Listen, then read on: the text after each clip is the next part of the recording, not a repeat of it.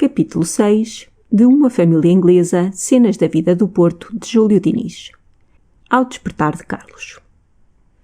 Jenny ficou ainda por muito tempo imóvel junto da porta, onde se despedira do pai. O olhar corria-lhe pelos objetos que a rodeavam. O pensamento, porém, não acompanhava o olhar. Aquelas feições em que se podia reconhecer, misteriosamente, combinada à candura de uma criança, não sei que severidade toda maternal, tomavam agora um ar de preocupação e melancolia. Uma dessas sombras que as ideias graves parece projetarem no semblante de quem não aprendeu a dissimulá-las. Jenny pressentia haver chegado uma nova ocasião de ser necessário intervir com a sua influência pacificadora e angélica para dissipar a nuvem, embora tênue, que assomava no horizonte doméstico. Exercera já de um dos lados essa influência, conseguindo adoçar as disposições acerbas de Mr. Richard para com o filho. Faltava-lhe, porém, o resto. Estava ainda incompleta a obra.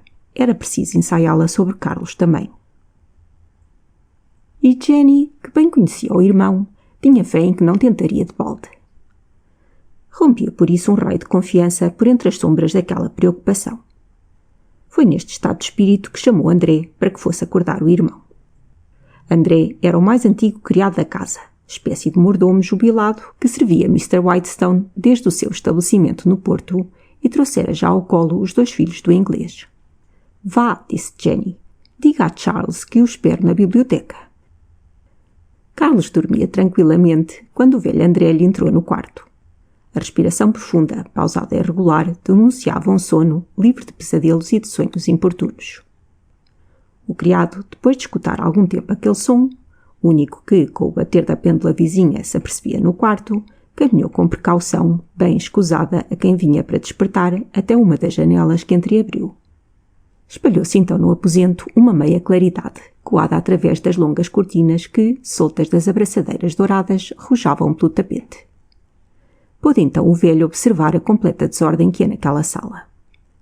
Estes raios de luz, menos felizes do que os evocados pelo Fiat Lux do Genesis, pode dizer-se que vieram ainda iluminar um caos, pois dificilmente se encontraria mais apropriada expressão para designar o aspecto do aposento, a cuja vista se dissolveu em sorrisos, toda a sisuda gravidade desenhada nos lábios e nas feições de mordomo. A cena, de fato, escapa à mais esmiuçada descrição. Parecia que todos os objetos ali contidos haviam, durante a noite, entrado em dança fantástica, de tal sorte os surpreender ao dia, deslocados da natural situação. As cadeiras, amontoadas em desordem no meio da sala, haviam usurpado as atribuições dos guarda-roupas. Estes, abertos de par em par, patenteavam o interior desordenado e quase vazio, como após um saque de cidade conquistada.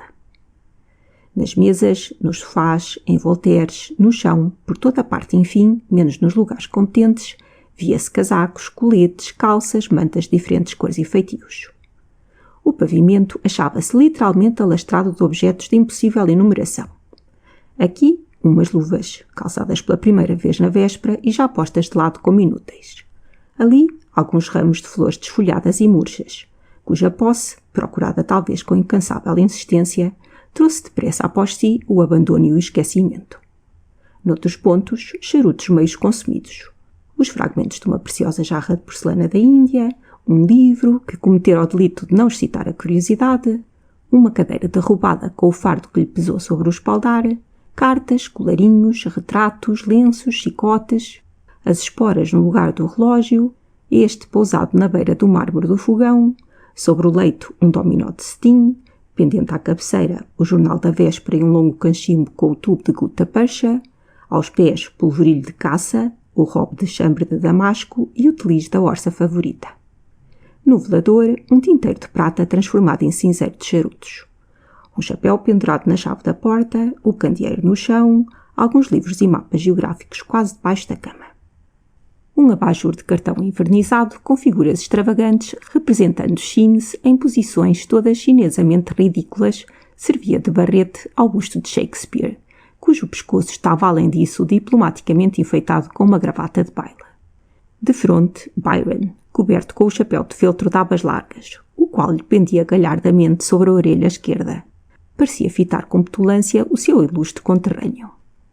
No outro ângulo era aquela figura séria e bondosa de Sir Walter Scott, com não sei que ares de acanhado debaixo do barrete turco que a guerra da Crimeia pusera então à moda. E finalmente um quarto busto ocultava, sob máscara de cetim preto, a expressão de candura e de sofredora tristeza do cantor de combates dos anjos e demónios, o sublime Milton. Dir-se-ia que estes grandes personagens da literatura inglesa, obedecendo à voz do carnaval, haviam surgido da sepultura para virem celebrar também entre si, com as suas cabeças pálidas, a mais estranha mascarada. No meio de toda esta confusão, um enorme terra nova, de ventas leoninas e corpulência de touro, languidamente recostado nas moles almofadas do sofá luxuoso, pousava as patas musculosas e peludas sobre um magnífico álbum de gravuras, com a mais absoluta irreverência pela preciosidade que assim lhe servia de cabeceira de estrado. Imagine-se o resto. André, o metódico André, sorria e abanava a cabeça no meio de tanta desordem. Demorou-se alguns instantes a examinar todo aquele desarranjo, que bem simulava os vestígios da recente luta. Depois caminhou para o leito, afastou vagarosamente, de má vontade ainda, as cortinas brancas que o resguardavam e, curvando a cabeça, fitou os olhos na fronte espaçosa e lisa de Carlos, sem que se resolvesse a acordá-lo de dormir tão tranquilo. Carlos tinha a fisionomia simpática e expressiva. O melhor do tipo saxónio encontrava-se ali. Os cabelos louros, curtos e naturalmente anelados, deixavam-lhe livre a fronte ampla, de boças proeminentes e cujos ângulos se prolongavam por sobre as têmporas. As cores eram do alvo delicado, próprio dos tipos setentrionais. O nariz de perfil, em que não entrava o elemento da mais desvanecida curva, os lábios, algum tanto grossos e levemente encrespados num sorriso, entre irónico e afetuoso, pronto a caracterizar-se com facilidade igual num ou noutro destes sentidos. As pálpebras longas, salientes e nas quais, em curvas azuladas, transparecia uma rede de pequenas veias e, em torno às órbitas, o círculo de cor desmaiadamente roxa, vestígio de longas noites de agitadas vigílias. Tais eram os traços principais daquela fisionomia aberta e atraente que, em alguns deles, oferecia o que quer que era de Byron. Os olhos, naquele momento velados, possuíam fogo correspondente à vivacidade do espírito que os animava. As feições, paralisadas agora pelo sono, gozavam em vigília de mobilidade extrema e eloquente, outro ponto de analogia com as do poeta inglês, segundo a crença dos seus biógrafos. André acabou enfim por o chamar, mas com voz que parecia de quem desejava não ser escutado.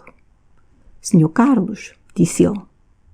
Apesar de pronunciadas em tom baixo e quase a medo, bastou esta palavra para o despertar. Abriu imediatamente os olhos, fitou-os no criado e, estendendo os braços naquele quase involuntário movimento com que todas as manhãs despedaçamos as últimas cadeias com que nos algema o sono, deixou-os cair em volta do pescoço, como para apoiar-se, dizendo ainda com voz mal distinta: «Bons dias, André, que horas são?»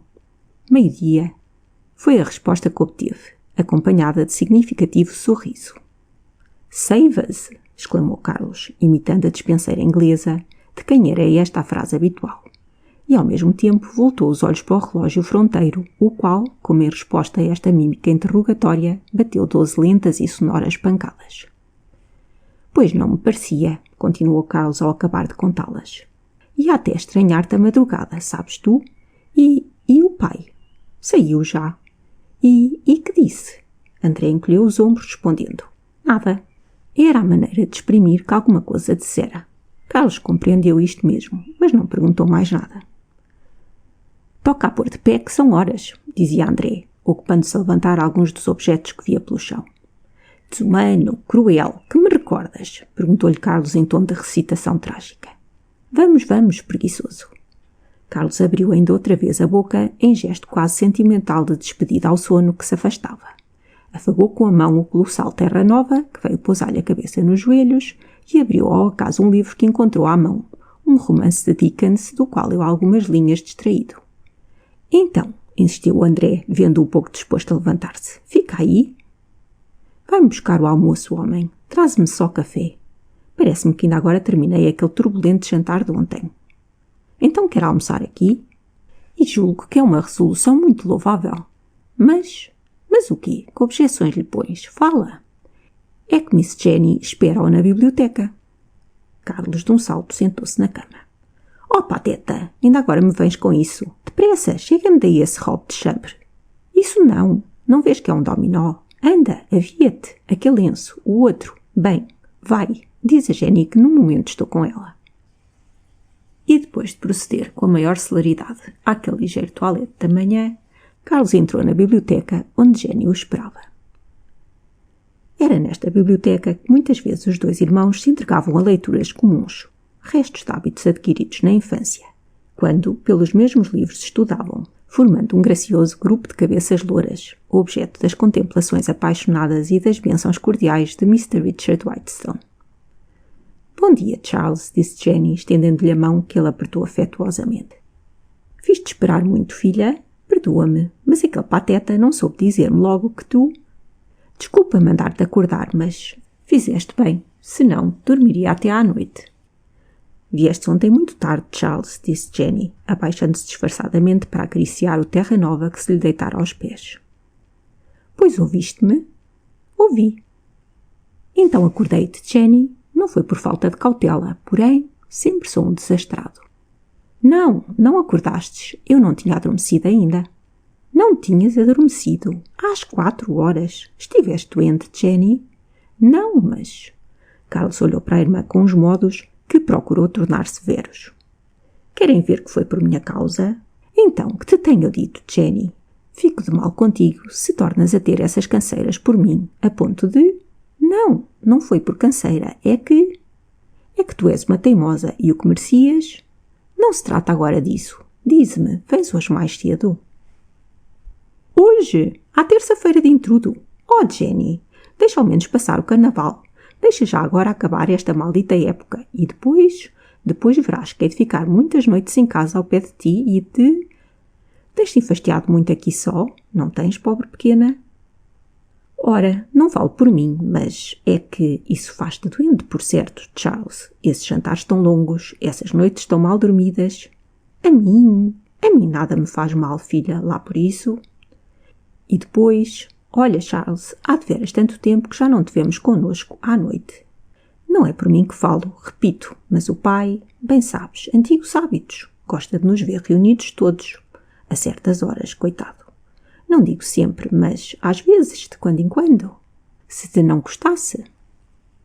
Pois sim, Jenny, pois sim. Deixa voltar o verão que eu prometo.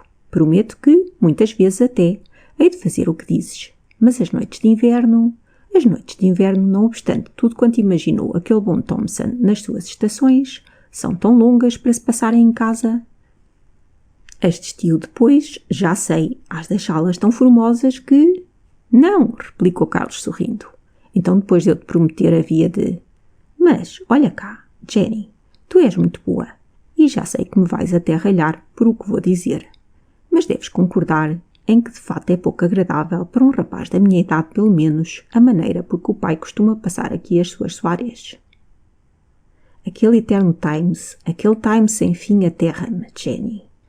A Bíblia é um livro que respeito e admiro, mas tremo um pouco das parafrases dos nossos reverendos letrados. Confesso que tremo. O Tristan Shandy, do Sterne, já o sei de cor. No Tom Jones, de Fielding, quando não o tivesse ainda lido, não haveria já capítulo que não fosse bem informado, à força de o ouvir citar. E, a falar a verdade, ter de passar uma noite a escutar, mais uma vez, os comentários a um e a outro, com que fatalmente nos flagela o inesgotável entusiasmo paterno, a falar a verdade... Charles, disse Jenny em tom repreensivo. E para cúmulo dos males, prosseguiu Carlos. Estar sempre debaixo de permanente ameaça de uma visita do spleen de Mr. Morlays ou da, não menos para temer, jovialidade de Mr. Brains. Heraclito e Demócrito, ingleses que o sabor nacional tornou mais difíceis de digerir ainda do que os próprios filósofos gregos. Aí está o que me faz procurar aqueles lugares onde, como diz Thompson, sussurra um público possuído de todos os assuntos e animado de mistos discursos. Jenny não pôde deixar de sorrir às reflexões do irmão, mas, como para diminuir o efeito desta fraqueza, apressou-se a dizer-lhe: Pois sim, Charles, mas nem ontem. Ontem, na verdade, no dia dos teus anos. Então que queres, menina? Não me lembrei de tal. Realmente, acredita. Reputo tão pouco motivo para festas o fato do meu nascimento... Mas os que te estimam formam melhor opinião desse dia. Nem lhes queres dar o prazer de tu afirmarem? Daria, se me lembrasse. O pai destinava-te uma surpresa, coitado. Fez-me pena à maneira porque ele me encarregou ainda há pouco de te entregar este relógio, disse Jenny, passando para as mãos do irmão o presente de Mr. Richard. De veras? Pois ele... Pobre pai, vês? E eu que lhe roubei esse prazer. Ai, Jenny, esta minha cabeça. Tu ainda ao menos sabes o que me vai no coração, não é assim? Sei, Charles, sei. Mas os outros... Todos te fazem justiça, só tu é que... Mas repara, Jenny, é um relógio magnífico este, pois não é? Bem, não há que ver. Sr. Carlos, é preciso que por sua parte faça alguma coisa também. Está dito, não esperarei pelo verão. O carnaval está a expirar, acabando ele, penitenciar-me-ei na quaresma. O carnaval. Muitos divertidos devem ser esses bailes de máscaras para assim te atraírem, Charles. Enganas-te, Jenny, são insípidos, mas tu não podes talvez entender isto, que não obstante é exato. São insípidos, mas irresistíveis ao mesmo tempo. Ora, acredita-me, rara é a noite em que não me encho de tédio, em que não morro de sensaboria no meio daquele infernal tumulto, e então, se de lá me lembro de ti, do sossego dos teus terões, do silêncio das tuas noites, do teu bonito quarto cor de violeta, pergunto a mim mesmo, Jenny, porque me conservo longe dali. O que me afasta das portas desse paraíso voluntariamente perdido por este louco, que nem merece ser teu irmão. Sinto vontade, então, de soltar uma lamentação como a deva por errar num mundo que, ao pé do teu, Jenny, é também obscuro e selvagem. Por estar a respirar num ar bem menos puro. Não é assim que diz Milton? E, contudo, não tem nenhum arcangélico poder a impor uma expatriação. Vês? Estás a gracejar, Charles? Acredita que não. Outros te poderiam dizer o mesmo, se... E é isso que te conservou por lá, ainda hoje, até às 4 horas da manhã? Hoje? Ah, mas... Perdão, Jenny, tudo tem as suas exceções. A noite de ontem, por exemplo, não me deixou desagradável memória de si, devo confessá-lo. Então é o que te tenho para contar. E se tiveres a paciência de me escutar e prometeres não me ralhar muito... Ah, pois temos culpas? Eu sei. Desconfio tanto de mim que já não me atrevo a afirmar que procedesse bem. Mas tu o dirás. Jenny sorriu. Ouçamos, disse ela, preparando o almoço que um criado acabara de trazer para a sala. Fim do capítulo 6.